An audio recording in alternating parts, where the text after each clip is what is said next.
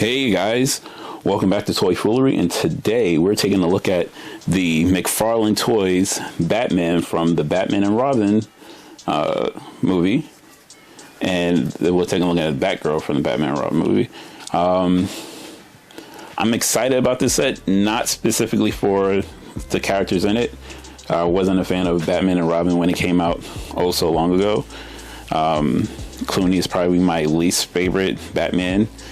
I actually prefer Kilmer to him, but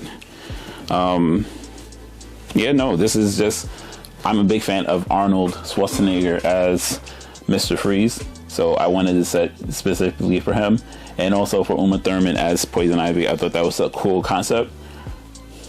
But first things first, let's look at this Batgirl and see if the Mr. Freeze head and the gun that comes with it is cool. I was super disappointed with the Condiment King a couple of weeks ago. Let's be hopeful that this Mr. Freeze is actually super cool. This Batgirl looks like crap already. I can tell they kind of looks like they borrowed someone's head. They didn't bother actually sculpting someone's face for it. So well, at least look at the costume and see if it's cool. But before we do that, let's look at the box and make sure it's better than your mother's. And this box is complete butt. This is the worst box you can have. This is your 80-year-old grandmother's butt box, and nobody wants it. On the back, we have a cool picture of Mr. Freeze, because they're kind of telling you, hey, you want this set. This is what you want. Nothing on the side. Nothing on the bottom. Nothing on the top. Trash box. If this was your girlfriend, you would definitely leave her if this was her box.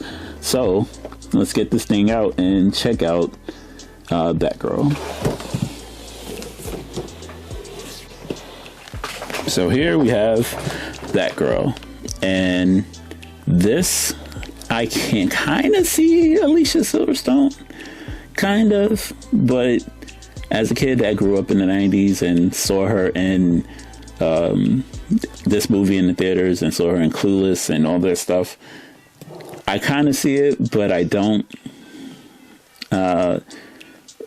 We kind of have to start banning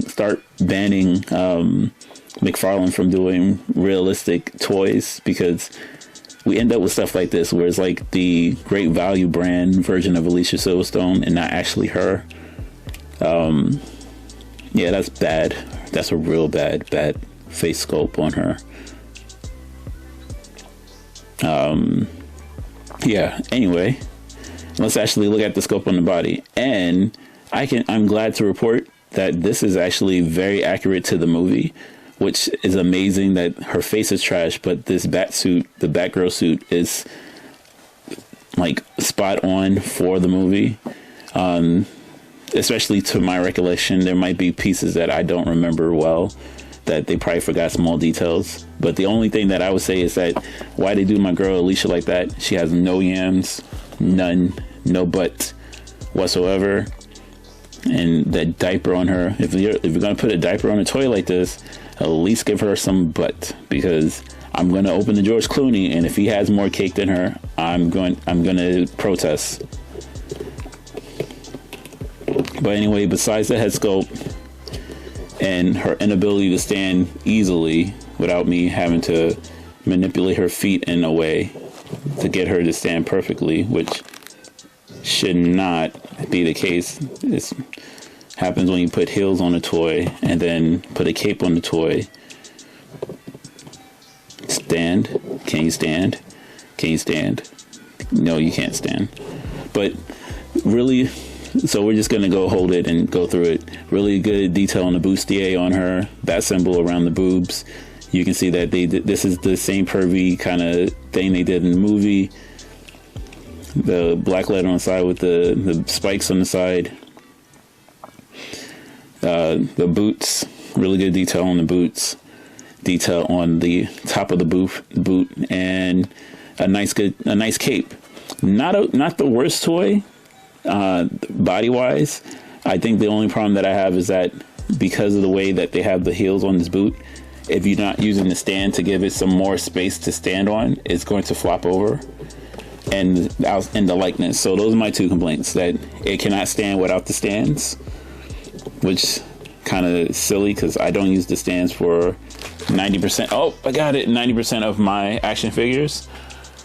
I say I only use it for, oddly enough, for most of the DC universes and for figures that have odd shapes that tilt over on a regular basis. There's a couple of them from Hasbro and some other brands where they couldn't stand on their own, but for the most part, fairly decent figure. My only two beefs: the likeness is trash, and the heels on this are really bad. I have the same problem with the Zoe Kravitz Batwoman. Her suit was trash, and also she has a hard time standing on her own. She's on a stand. She's on actually a more advanced stand because the way she's built, she just fills over. Is this a must buy?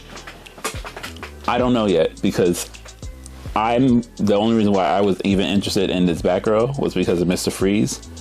In fact, I think that if Mr. Freeze wasn't a Build-A-Figure for this wave, most people would have skipped out on Robin and Batgirl. No offense to Chris O'Donnell, but no one really liked him in that movie. And then, even though Alicia Silverstone was decent, no one was really clamoring for this action figure. It's been, 30 years? Maybe a little bit less, 25 years. No one's been like, oh man, I need a Alicia Silverstone Batgirl. It's cool to have, but not high priority. Hopefully the Mr. Freeze toy makes up for it, and then I can say, hey, you know what, this is a must buy. But if you can get this on a discount, absolutely wait for it if you can. But if you want the Mr. Freeze, and that's, once again, the only reason why you probably would want this toy, if you can't get it on a secondhand market, you got to get this thing. Anyway, Pigface McGee signing out. I'll catch you in the next video.